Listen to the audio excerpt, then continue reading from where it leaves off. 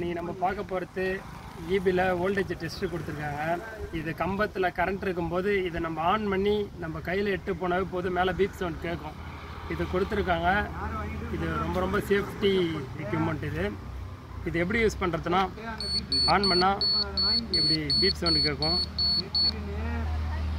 On பண்ண உடனே beep sound கேட்கும். இதே போல் டிரான்ஸ்ஃபார்மர் கிட்ட கம்பத்தில் லைன் கிட்ட ஏறும்போது இது அலாமாகவே அடிக்க ஆரம்பிக்கும்.